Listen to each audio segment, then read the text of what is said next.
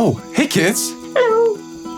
Welcome back to Campfire Saint Stories. After being out in nature all day, I just needed a little snack at a good campfire. Do you guys like s'mores? I love a good s'more. God's beauty is so amazing, isn't it? What are some things that you find beautiful? The beach and mountains, like flowers, like trees. Those are all beautiful things. And in fact, all this talk about God's creation reminds me of the story of Saint Barbara. Have you ever heard of her? I've never heard of her. Who's Saint Barbara? Well, she's actually the real-life inspiration of Rapunzel. You guys know her, right? Yeah, I've heard of Rapunzel. Rapunzel is a fairy tale story. Well, this is more than a fairy tale story. It's actually a real-life girl who became a real-life saint.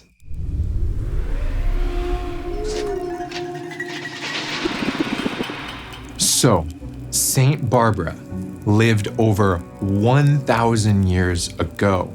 Whoa. Her father was a rich and powerful man who didn't believe in God.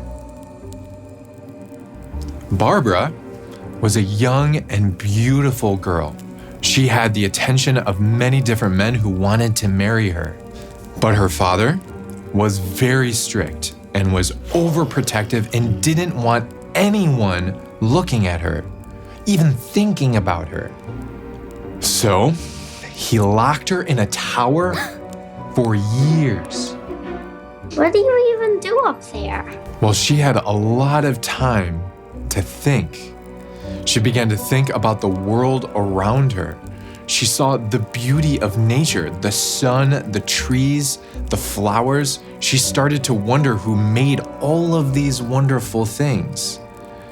She felt that there must be a powerful and loving God behind the creation of the world. And she realized that the things her father worshipped were not the things of God. And at that moment, Barbara secretly dedicated her life to the Lord. As Barbara got older, her father decided it was time for her to marry. But she refused any man that he presented to her because she wanted to keep her promise of living a life only for God. Get out of here, you stinking man. I don't need any man. I only need Jesus. So instead of meeting men to marry, Barbara was meeting Christians who taught her more about Jesus, about the church, about the Holy Trinity. She even got baptized. Her dad was starting to get mad. Oh boy. Can you guys help me with this section? Listen here, young lady. Enough with this. You'll marry a man like I say. No, Dad. My heart is only for Jesus. You will worship my pagan idols. Your gods are not the true God. Then Barbara's dad grabbed a sword No! and swung at Barbara. Barbara started praying to Jesus at that moment. Right as the sword was about to strike, whoosh, What happened? Is she dead? miraculously a portal opened and she was transported to safety. Jesus opened the portal? To where? We're not sure, but her father ended up finding her Oh and he was mad. no! This is bad. I don't like this. He beat her and locked Barbara up in that tower again. Not the tower. This time, without food. How could he? Every day, her father would tell her, forget about Jesus. But Barbara loved Jesus, so she continued to say yes to Jesus and not to her father. She was being beaten and she was being starved, but she never gave in. But something amazing was happening. Every time her bones were broken, the next day, they would be healed.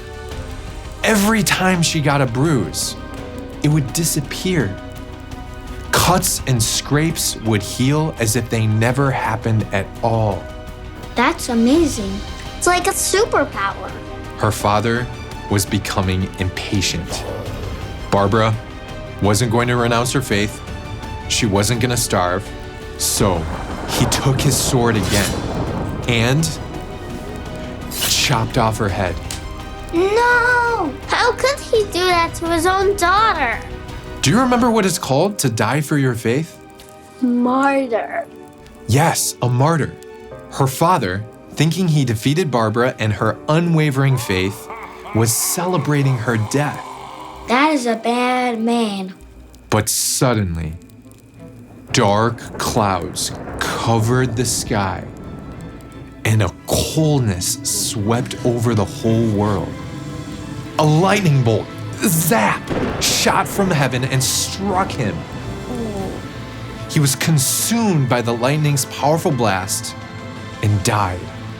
Take that. Saint Barbara is now known as the patron saint of explosives and fire. That's amazing. Saint Barbara remained brave and faithful to God even when it was extremely difficult. She is remembered as a saint who teaches us that even when it is hard, Jesus, he will never abandon you as long as you say yes to him. That was a cool story. Whoa. Was that lightning? But looks like a storm might be rolling through now. Time to go. I hope you enjoyed our Campfire Saint story. See you next time on Juicebox. Juicebox.